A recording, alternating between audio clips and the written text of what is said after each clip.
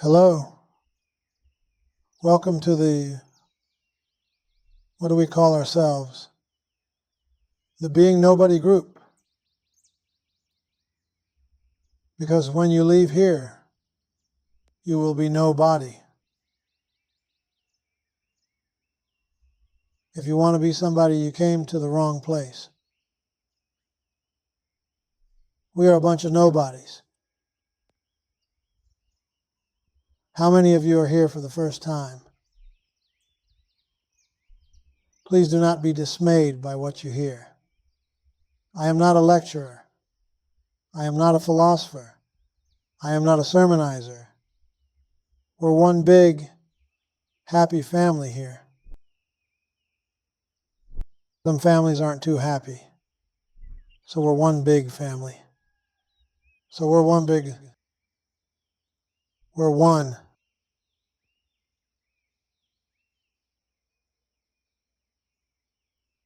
I want to thank most of you for sharing your Christmas and Hanukkah gifts with me.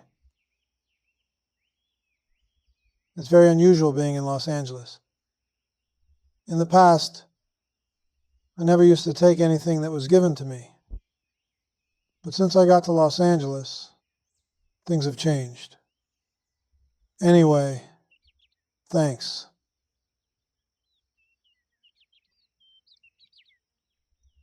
I received a phone call this morning from somebody who isn't here now. They asked me to elaborate on the question that Glenn asked last week. His question was, does a realized person, a sage, a jnani, become angry? And I briefly touched on that. I was most succinct. Didn't say too much about it. Somebody wanted me to elaborate on that for some reason. It's an interesting question. Humans get angry. Therefore, when you've reached self-realization, do you still have feelings of anger, of rage, or outrage? A question like this is usually asked by a seeker or a disciple. A devotee couldn't care less. When you ask a question like this, you're asking from the viewpoint of the ajnani, and there are different answers. It's very paradoxical. It reminds me of the time I was initiated by Paramahansa Yogananda in self-realization when I was 17. Prior to going to India to see Ramana Maharshi, and during the initiation I was on my knees, and he put his hand on my head and he said, "Robert, do you promise to love me no matter what I do or no matter what you think you see me do?" I hesitated. I said to myself, what is he going to do? Is he going to kill somebody and wants me to love him no matter what he does? But then I also realized that I didn't have all the answers. So I said, yes. It's only by being around 2 or 3 months that I realized what he meant. He reacted differently to different people, to different personalities.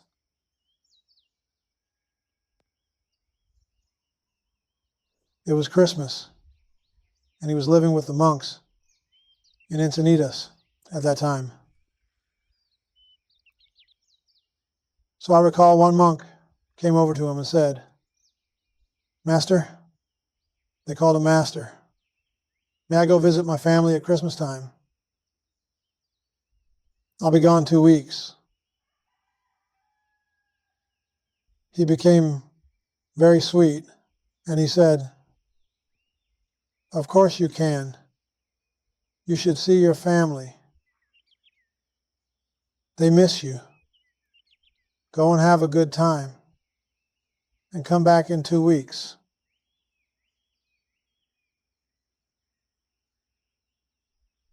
Then somebody else came and kneeled before him. And he said, Master, may I go see my family during Christmas? He became outraged and started screaming at the monk and said, How dare you ask me a question like this?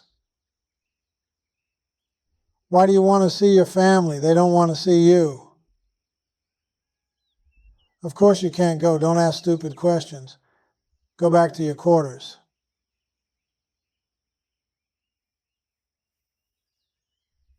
This was the dilemma. Same question, different answers. I consequently realized that he was able to read into the person. He knew exactly what was going on with each person. He couldn't possibly give the same answer to 2 different people. He realized the first person had a loving family. And the first person had high self-esteem, so it wouldn't matter where the person goes. Their heart is always on truth, on reality, on God. But the second person had a low self-esteem. And if he left, he would be dragged by the powers of Maya back into reality. Of materiality, that is. The reality of materiality. And he probably wouldn't even come back again. That's why he gave that answer.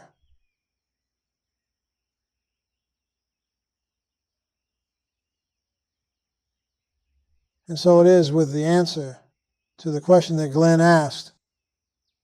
Sometimes a sage puts on an act, fakes it for the benefit of the devotees, or the disciples, or the seekers. It's necessary. If you recall the incident with Jesus and the money changers, Jesus supposedly got very angry when he went to the temple and saw all of the merchants selling their wares on the steps of the temple. He overturned the table and said, How dare you do this in my Father's house? And chased them all away. It appears he also got angry. But did he? When you speak of a sage, of a jnani, supposedly they are transcendent. They've transcended. They have no ego, no personality left. So what gets angry? It is the ego that gets angry. The mind. If there is no ego mind left, how can you possibly become angry?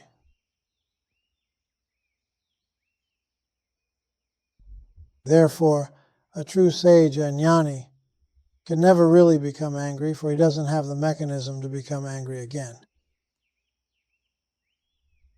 It's been transcended.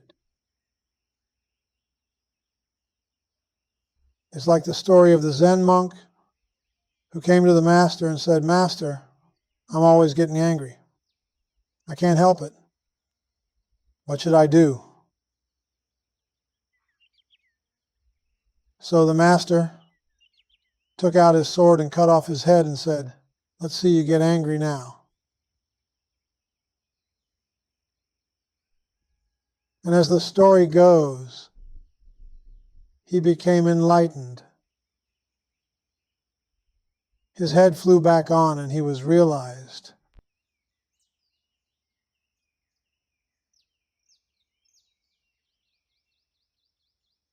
There is no one to become angry. Think about yourself. You have emotions. You become angry. You have all kinds of psychological symptoms. Where do they come from? Why are they there? You have to ask yourself, why do I become angry? Why do I have these emotions? Why do I allow my mind to think past my nose? I'm responsible for my own life. That's how you should talk to yourself. If I have all these negative emotions, how can I possibly function in the world? I blame others. I see the faults of others. I'm always judging. I'm always criticizing. Am I right? Even though I appear to be right, I'm wrong. I'm wrong simply because I do not understand the universe. I usually get angry because things are not going my way. The world is not turning the way I want it to, so I criticize. I judge, for I believe things should be this way instead of that way. I believe people should do this instead of that. I believe this person should be this way instead of that way. Why do I believe this?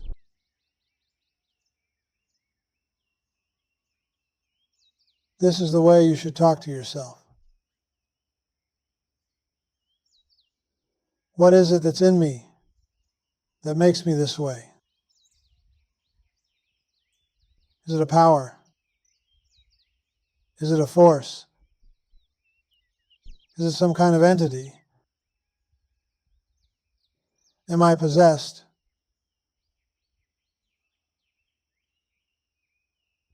Actually, who am I?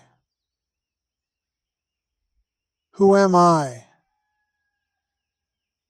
with this great temper, with this anger?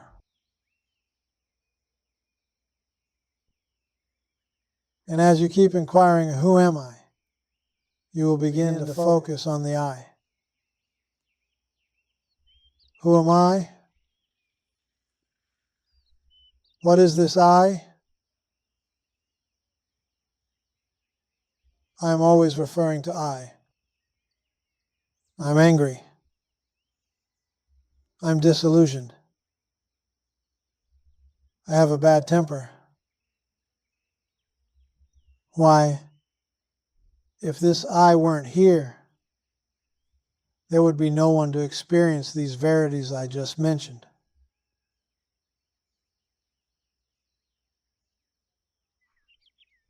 So what is the source of I? The problem really isn't the temper or the anxiety or the depression. The problem is the I.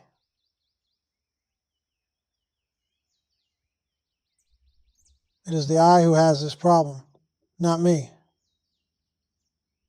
Subsequently, the secret is to dissolve the I,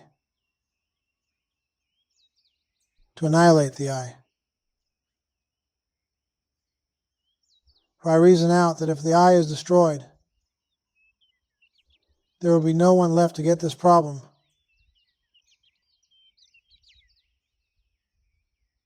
So how do I dissolve the I?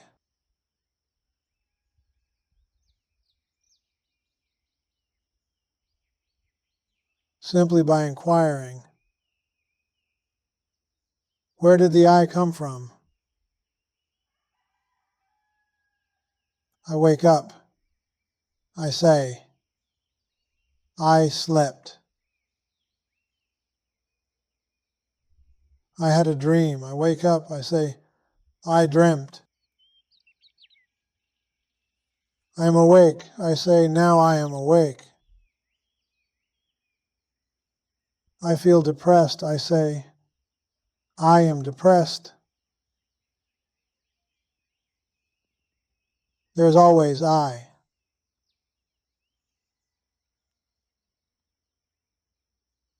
Reasoning will tell you that all of your troubles are attached to I. The troubles have no validity by themselves. The disappointments or the disillusionments, the anger, the temper, they have no validity. It is the I that appears to have validity.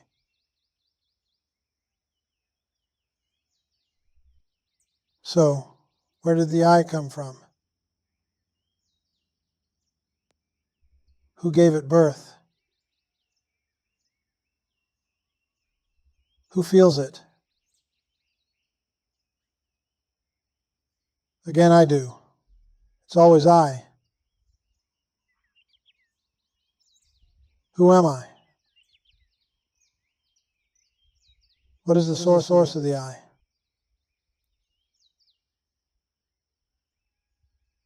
By holding on to the I and following it to the source, it will dissolve. It will disappear of its own accord.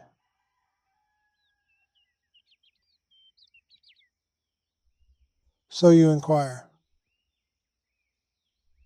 Whenever you have a problem, you must ask yourself, to whom does it come? It makes no difference how many problems you may have. It makes no difference what is disturbing you, how serious your particular problem may loom in your mind.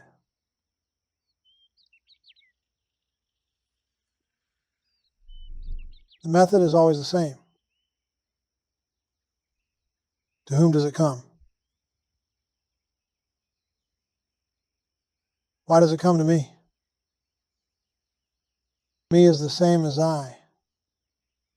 You hold on to the me or you hold on to the I. You do not concentrate on the I. You concentrate on the source of the I.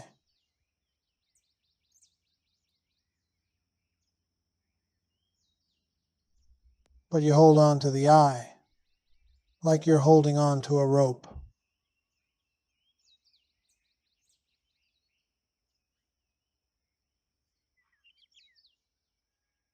You're climbing down to the end of the rope.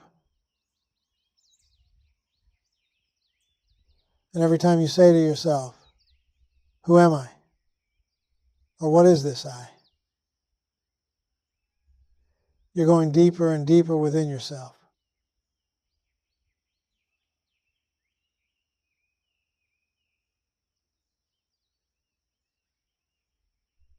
Deeper and deeper into oblivion.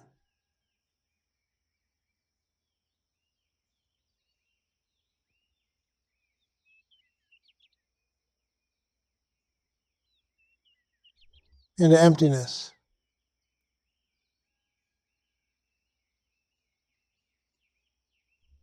Into the void.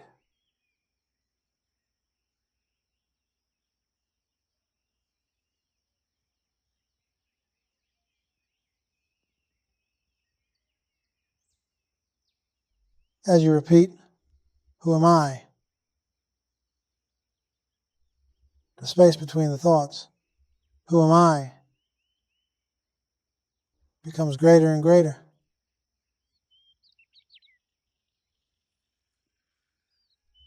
And you begin to identify with the space between the thoughts of, who am I?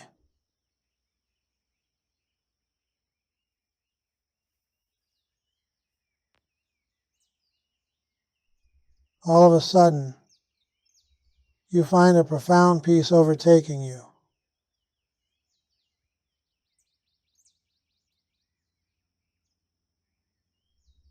a peace which passeth all understanding.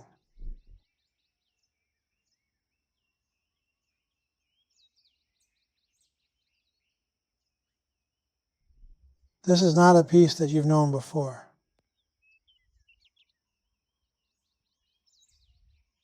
It's different.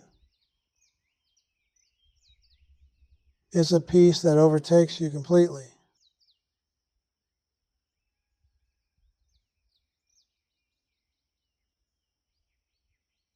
And you lose your body awareness.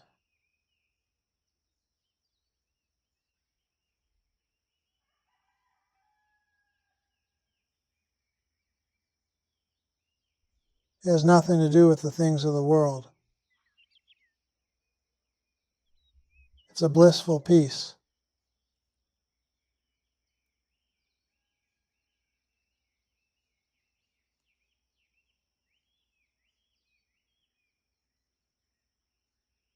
You remain in that state. Included in the peace is a feeling of immortality.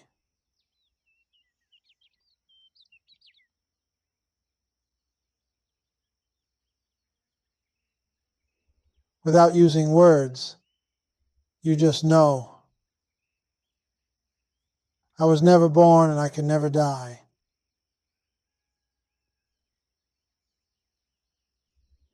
It's as if you just studied a course at the university for 5 years. You're so sure of these things.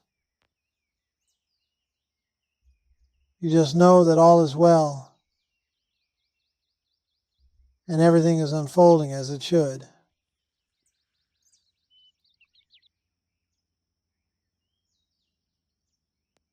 There is nothing wrong anywhere. You feel wonderful. You have become yourself. You have not changed into anybody. You have become your natural self. That is your true self.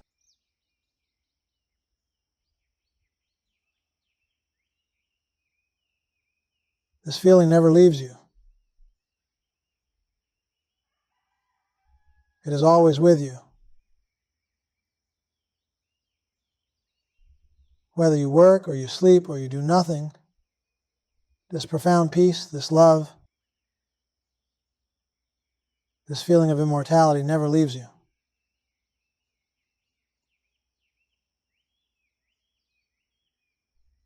The question arises, who is born?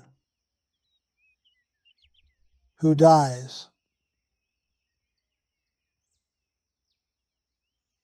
And the answer comes, no one.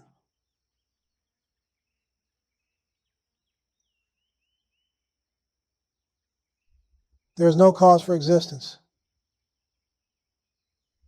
Existence is not real. You just know this.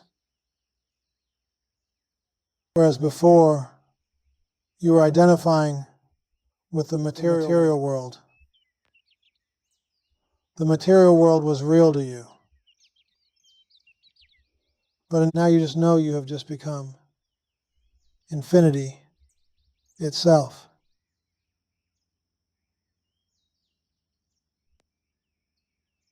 You become aware of the fact that this universe does not exist. And something tells you further that the universe exists, as if in a dream, that's all. When you're dreaming, you find yourself in the universe. You're flying in a plane. You're cooking. You're eating. You're killing. You're making love. You're doing all kinds of things.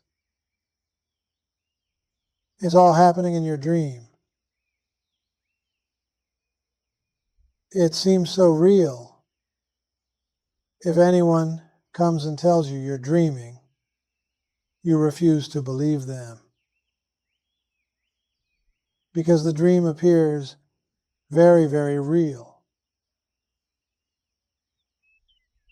Then you wake up and you're back to the waking state,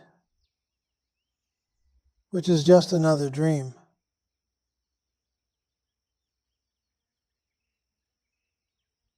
In any event, you are aware of all these things instantaneously, and no one can ever tell you again that the world is real. You are unable to explain it, for there are no words to describe reality. You just know.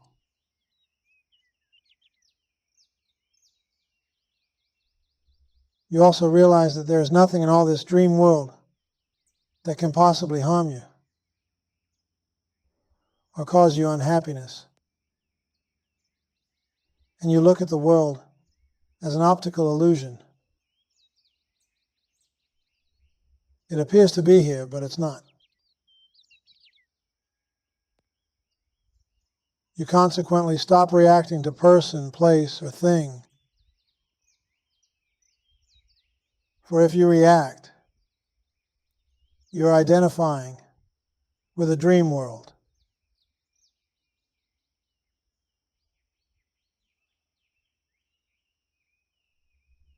You don't actually stop reacting. There's something inside of you that no longer allows you to react. You have separated yourself from the relative universe.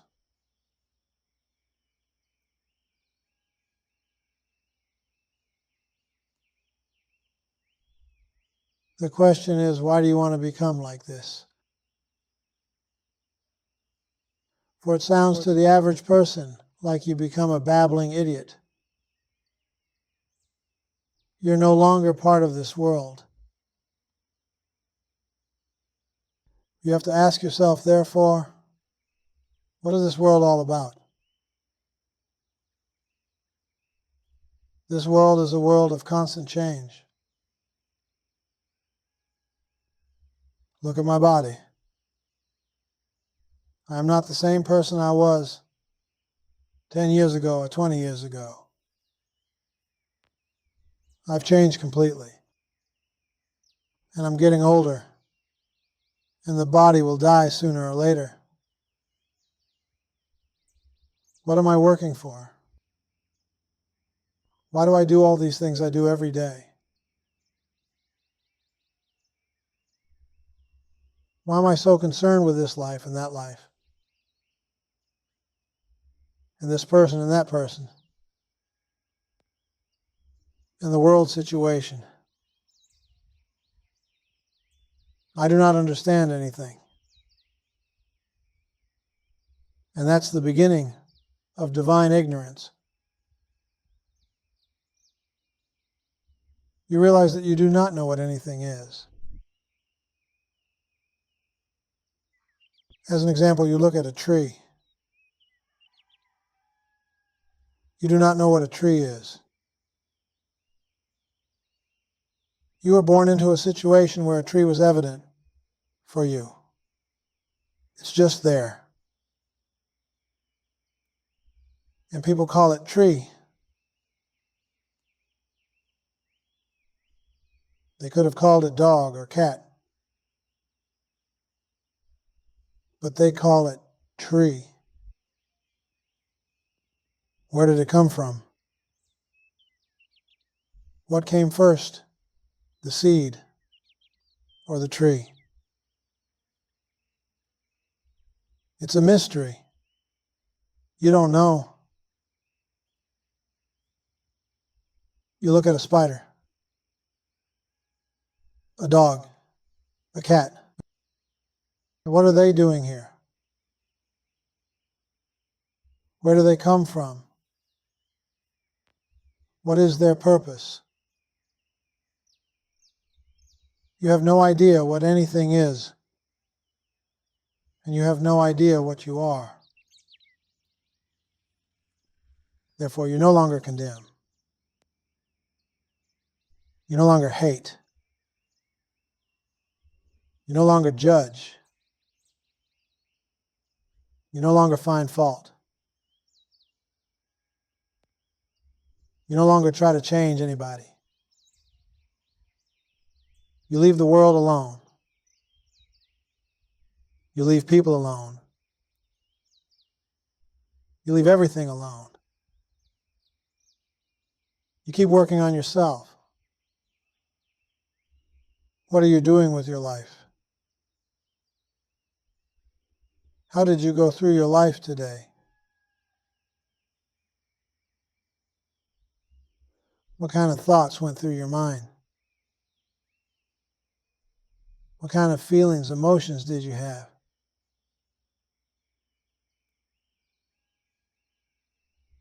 You have to begin somewhere. Instead of identifying with your emotions, your problems, begin gradually to change by asking yourself the question, who am I? Who has these problems? It makes no difference how long it takes. Time and space do not exist. They appear to exist.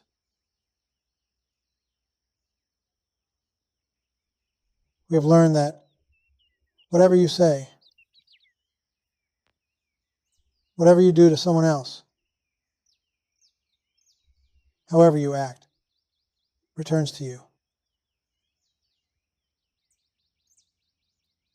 Why? Because there's only one I. There's one self. There are not two or three selves. There's only one self. Therefore, what I give to you, what I take from you, what I do to you, I am doing to myself.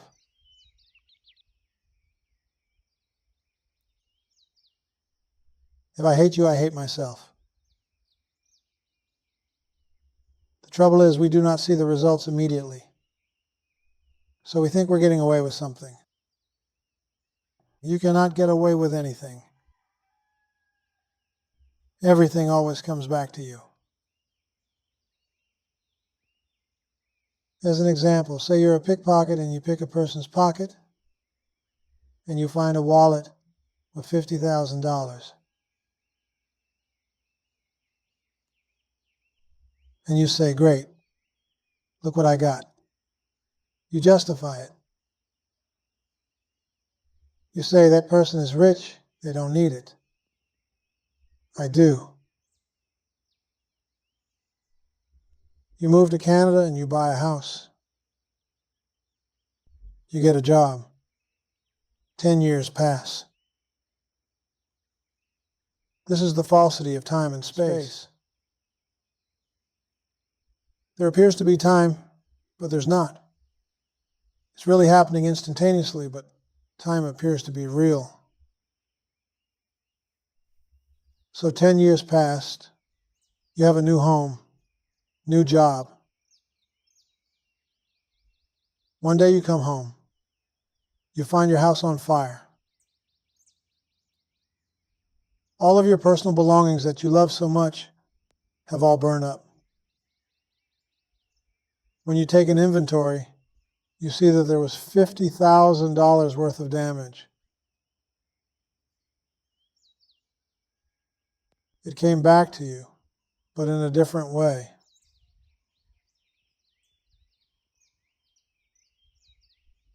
When we understand these things, we stop playing games and we get down to spiritual work. We forget about all these human traits and we begin to realize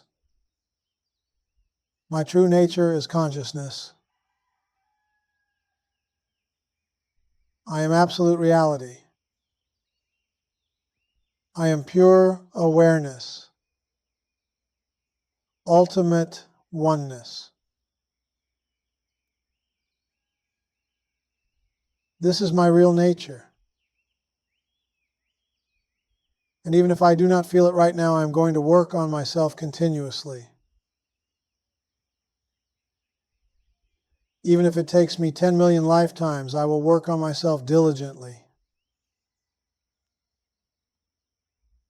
Do what has to be done until I become free. The rest is up to you.